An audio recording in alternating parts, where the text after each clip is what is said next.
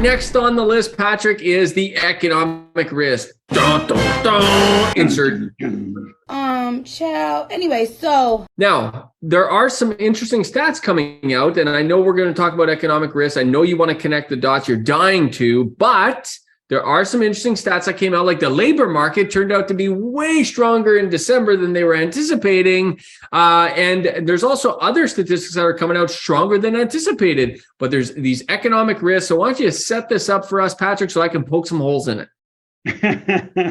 Well, there is some economic risks. When you look at and start to connect the dots as investors, we have to look at what's behind the curtain. Back to your better news job wise, we have to question those numbers. And are there going to be revisions later this year? We're going to have to see, because one of the things that we have to shine a light on is 105,000 jobs, which is like 20x what they had forecast, and 105,000 jobs in Canada with 38 million people versus 225,000 jobs in the US with 380 million people.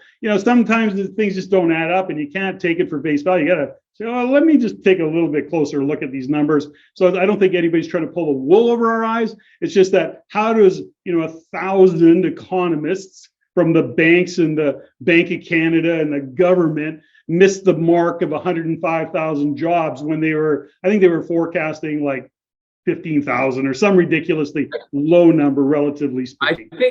I think, Patrick, I want to be an economist. I think I want to be an economist and a forecaster in the future, because you could be dead wrong, and there's no repercussions. It's all cool. It's like, oh, something's wrong. It's kind of like being the weatherman. It's like, oh, I guess sorry, I was wrong. It did snow today. Yeah, exactly. So that's one part of it. And behind the scenes, when we start looking at different data, you start to see what's kind of underneath of the surface.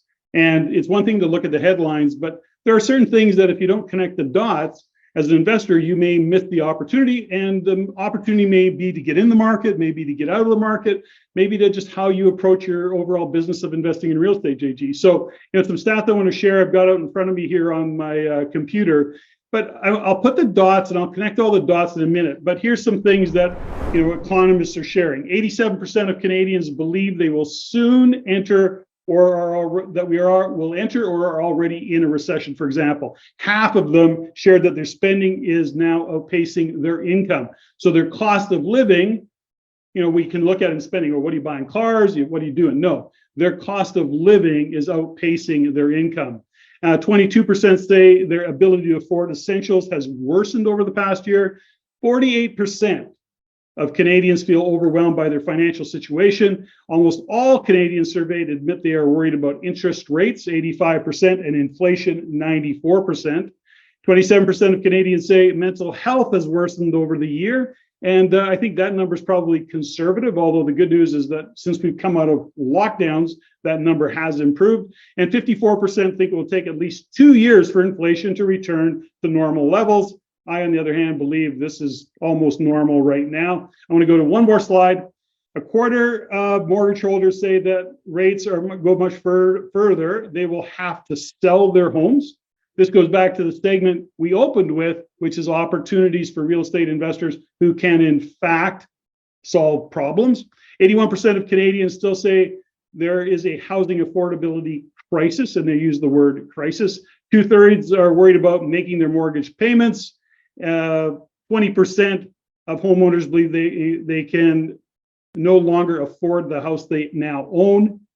Overbought the house, perhaps, when interest rates were lower. Not surprised by that stat, are you? 64%, 64% share they wanted to own a home, but can't afford to. That's an ongoing problem. And 85% of those renewing their mortgages in the next 12 months are concerned about the renewal and what it'll mean for their finances. So there's not a lot of good news there. Everybody's pretty bummed out. Have you ever seen a survey like this that produces good news? Like even in the boom times? No, that's not true. In the boom times, yeah, they throw some good news in there. People get excited. That's all part of the FOMO. How do you create FOMO if you don't push it out there, right? So we know that at the top of a cycle, you got to create FOMO so you get some good news going out there. You're the economist of the two of us. I mean, if you're Smokey and I'm the bandit, Or if you're smoking, I'm Bandit. Or if you're Batman and I'm Robin, whatever analogy you want to say. Of the two of us, you're more the economist than I am. Is there any credibility to this stuff? Or is this just propaganda being put out by the news in order to get readers? Everything these days, Patrick, appears to be clickbait. I don't look at one damn YouTube video, article, headline, including all social media posts, which, by the way, I haven't been on social media in months. Been the best thing I've ever done. All of them is nothing but clickbait. Is this more clickbait? Yeah, I guess somebody could argue that it is, but I think you have to look at a couple things. I was recently on a podcast with Derek Lobo, who's a very, very accomplished investor and has done very, very well in his life. And he is one of the biggest sales guys and builders of multifamily units. He's done the biggest deals in Canada. But point of all of that is him and I had a similar conversation. And there is certainly a percentage of the population that, costs go up and it's inconvenient. It kind of makes you angry, but it doesn't change what you put on your table to eat.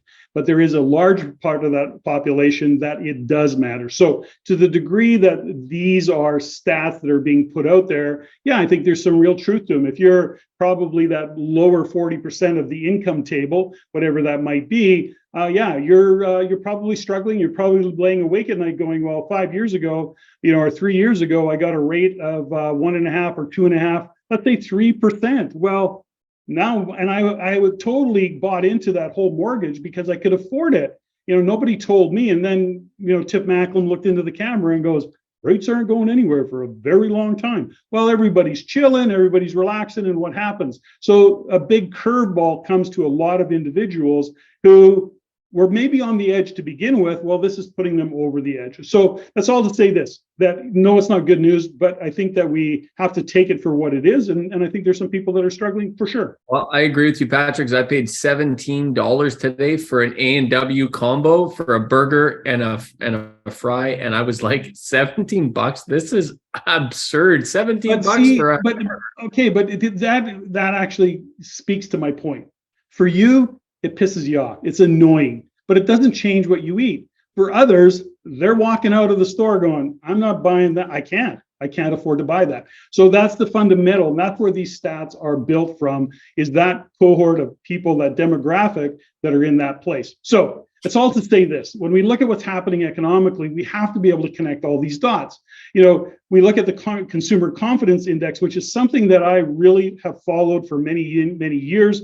And we see that although it's picked up a little bit in 2022, in 2023, it's actually come back down again. Now, that's, to be expected when you see the stats that I just shared with you. If we go to the next phase or the next conversation, it's about what's happening with small business. Because as much as we are hearing, lower interest rates, I can't afford to buy a house, in behind the scenes, where is the risk for investors? And we have to look at what is driving jobs, and that is business. Now, as much as we are getting mortgages, JG, you and I both have businesses, and although we've got mature businesses and we do okay, there's also those businesses that need to capitalize in order to grow. They may need to buy more equipment. They may need to look after the equipment they've got. So they're going to the bank and they're saying, I need to borrow money. Well, the cost of borrowing for businesses is, in fact, going up significantly and has gone up significantly. And what we're also starting to see is that insolvencies, although they're not as high as they were many years ago, let's say back into 2013, for example, the trend is up. And it's quite a steep trend, by the way. And as I say, it's not as bad as it's ever been, but it's definitely trending the wrong direction. Let me jump in on the last two charts. I totally agree with you, by the way, about the interest rate that small businesses have to pay, because every small business owner has to run on credit to some degree. And like you said, Patrick, until you get very mature, and even when you are very mature, you're still borrowing money in order to grow your business, so on and so forth. The point is that high interest rates like this make business owners delay decisions. So like you and I are no different. I mean, right now, in one of my businesses, if I had to invest $30,000, $40,000, $50,000 into equipment, I would be saying, why don't we just pause on that? Why don't we just invest $5,000 or $10,000 instead of $50,000? And that has an economic ripple effect, I think, is the point you're trying to make. And I 100% agree with you. And I know right now, a lot of small business owners are making these decisions, and it will ripple through the economy. And listen, let's not kid ourselves, Patrick. This is what the Bank of Canada wants. The Bank of Canada wants to slow things down, if not crash it all together, in order to get inflation under control. That's their narrative. And this is the way they're going to do it, by slowing it down, by raising all these interest rates. I think it's, that's their narrative, and that's what they're doing. Like, they know exactly what they're doing. Whether it's the right move, hey, that's debatable, but they're doing exactly what they said they were going to do. Yeah, don't even get me going on that, because it's not going to slow down, and you can crash. Oh, I want to get you going. I want to get you going. They can crash the economy. It isn't going to change anything in terms of food prices and fuel prices, and the cost of housing isn't going to change a darn thing, because at the end of the day, there's still the cost of carrying that. The food and fuel costs are driven by oil. And as much as people are saying, well, we're going EV, JG, we're not going EV in a hurry. And in the meantime, Russia and India are doing deals on oil. It blows your mind what's going on behind the scenes. All these sanctions that the world has put on Russia. Russia's just going, yeah, no problem. I'll hang out with India. I'll hang out with China. I'll do a whole different, I'll do business with a whole different group of countries, and see you later. And Saudi Arabia goes, hey, Russia, come on over here. We'll do some business, or China, whatever that might be. Anyways, the point is this. Is the cost of inflation overall is not going anywhere anytime soon. We may come down a little bit, and it'll stick, and then it'll go back up. Some segments there'll be some deflationary, but we'll see. Look at the rates. Look at inflation's coming down. Yeah, okay. Yeah, we'll see what inflation does. The cost of oil drives everything at the end of the day, so we'll watch that. And back to small business. That's a concern for small business, or small and medium businesses. So back to what we were talking about.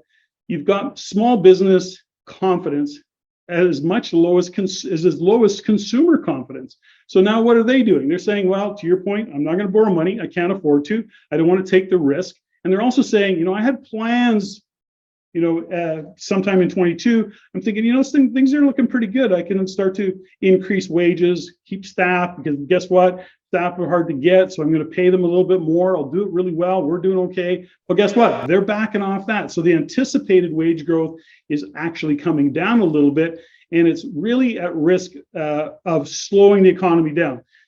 We look at what the banks are saying. The banks are not anticipating a recession. Depends what bank you listen to. I still believe that there's a risk of recession, but I think it's going to be very neutral. I think it's just going to be really quiet, and things are going to slow down. I don't think we'll get into recession. However, Ontario may be at risk. So you're on my page. You're going sleepy 23 as well. Well, I'm going sleepy 23 in some sectors, and I think that it will be a sleepy 23 in that regard, because things are going to slow down.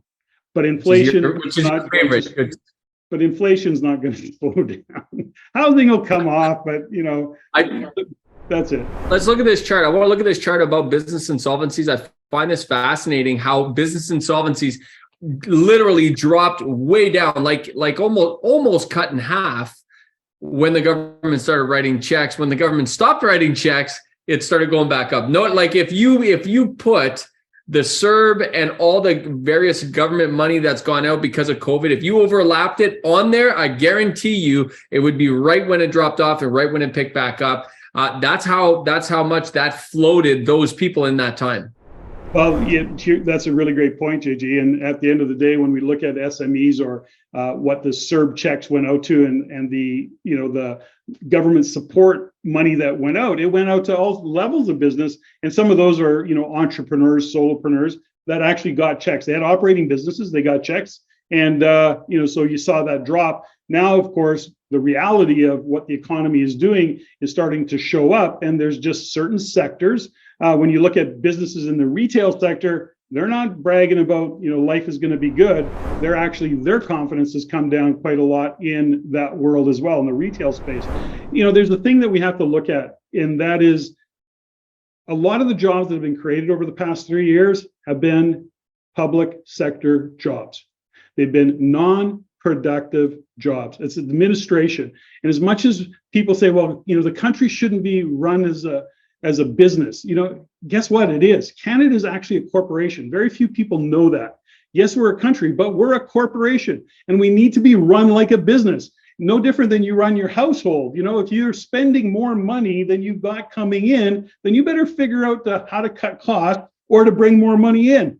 But we're not doing that. We're actually not creating, manufacturing jobs. We're not feeding manufacturing. I think we're at historical lows on the manufacturing side. And I've said many times, we're importing more than we're exporting too often. We have a one good month and everybody goes, woohoo. Well, no, we need to do that on a regular basis. We need to drive revenue into this corporation, country, and then manage our costs, and then create jobs that are actually producing goods and being productive, not administrative public sector jobs that are bureaucratic.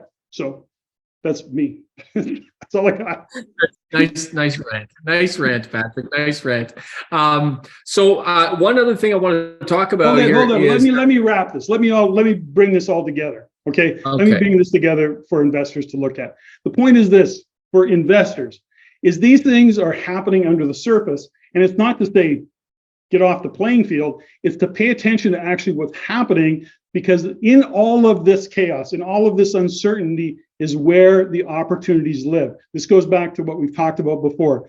Strategies have to change. Investment strategies have to change to fit the economic cycle, JG. You and I have coached it. We've taught it. Rain's taught it for 30 years.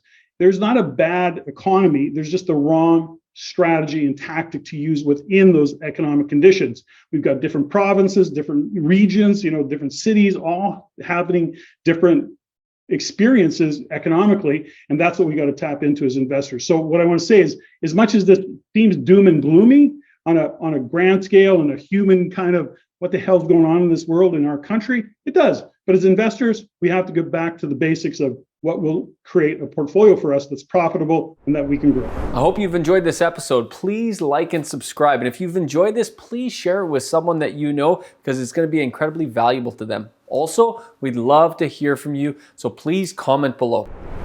If you're interested in learning about investing in real estate the right way, look at our Real Estate Investing in Canada program. 15 steps to successfully investing in real estate. Thousands of real estate investors have learned the right way to invest in real estate following those 15 steps. You're absolutely going to love that program. Take a look, click on the link in the description below.